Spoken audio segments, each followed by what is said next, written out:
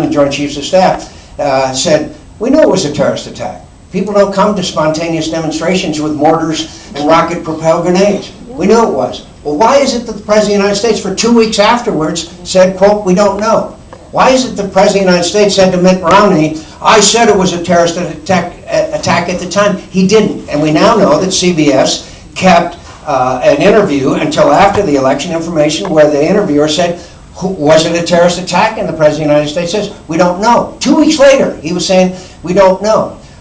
There are so many unanswered questions. Why is it, my friends, with military bases and assets all over the Mediterranean, one of the bases being 330 miles away, that we were unable to have forces stationed on 9/11? That's a pretty interesting date, as you know. On 9/11, that 7.5 hours went by and we were unable to get help to those people, and 2 of them died in the last hour of the fight. Now, I could give you a long list of, well, let me just mention a couple more. On August 15th, before 9/11, there was a report sent back to the State Department that said, this consulate cannot withstand a sustained attack. British ambassador, there was an attempt at his assassination there in Benghazi. There was an IED set off outside the walls of our consulate. It was clear that this consulate was in grave danger, and there was no action taken in order to prevent that. And I could tell you many more examples of this failure in Benghazi, and then we still haven't gotten the emails that went back and forth in the developing of the talking points that our ambassador to the UN went on nationwide television shows, Sunday shows, and told the American people this was a, quote, hateful video that caused a spontaneous demonstration. Now, why would all that happen? Well, if you're a little bit of a conspiracy theorist, you know that it was in the heat of a presidential campaign, and everywhere he went, the president said, we got bin Laden and Al-Qaeda's on the run. My friends, I can tell you Al-Qaeda is not on the run. Al-Qaeda, unfortunately, is coming back all over North Africa. Thank you for the question. Did you have a follow-up? Did you have a follow-up? Just a quick follow-up. Sure. Is this a foreshadowing of what we're to expect with this administration, or is the effort that you're doing hopefully going to change things and make them more transparent and get us to respond, or what do you feel about that? I just think that we have an obligation that as members of Congress to do whatever we can to get information. For example, Mr. Brennan's nomination will be coming up to be the director of the CIA. Senator Graham, Senator Ayotte, and I and others are going to want to know what the talking points were about, who made them up, who changed them, and we're going to want to know that before we will agree on his nomination. Yes, ma'am. Let her bring the microphone over to you.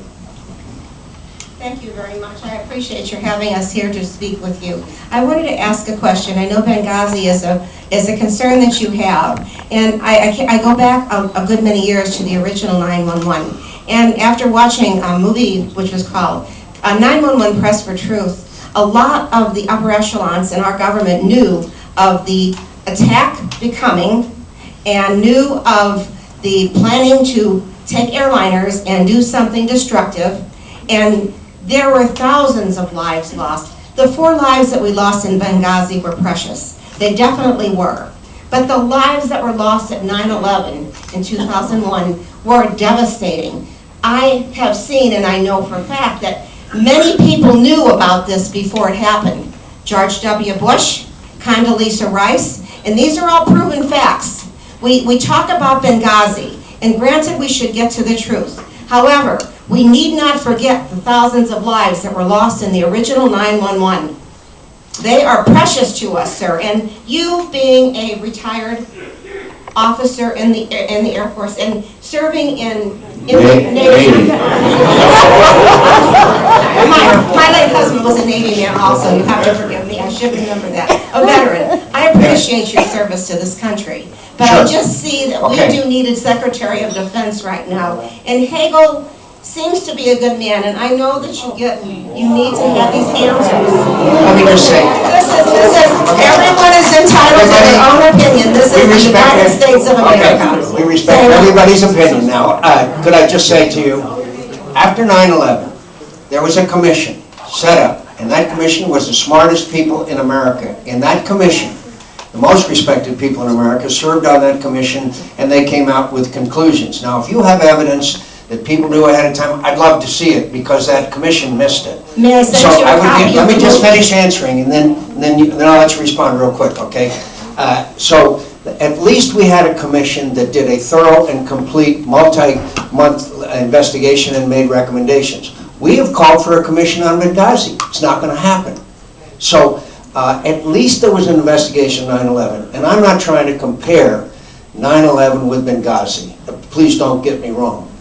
We know what an incredible tragedy 9/11 was. But of course, every life is precious. And so, in our view, at least to the satisfaction of most Americans, obviously not you, there was a thorough and complete investigation called the 9/11 Commission. There's never been an investigation of the Benghazi thing. Go ahead, real quick, respond. Okay, I do appreciate your concern and your efforts to be a good representative of the state of Arizona. I greatly appreciate that. But you know, in the United States, this is the reason that we are a United States of America. We're all entitled to our own opinions and our own views. And if everybody is aware of all sides of the story, it makes it a little clearer to all of you to know exactly what's happening in this nation. This is a time of crucial times. There's Benghazi, there's a lot more than Benghazi. There's chain CPI, there's sequestration, there's everything that we need to be concerned about right now. And right now, the middle class is in danger of losing their lives. We are losing our life. We are losing our chance to have the American dream. I have had the American dream. I'm not so certain my grandchildren will. Not unless we get this nation someone just put said together. that. I think someone just said that. Thank you. Thank you very much, and thank you for your passion, and thank you for your involvement. Yes, ma'am. Yes, ma'am. Hi, thank you for taking my question. My name is Erin. I'm here as a very concerned parent and a citizen of Arizona. My sign says moms demand action, and what we really demand is common sense concerning gun legislation.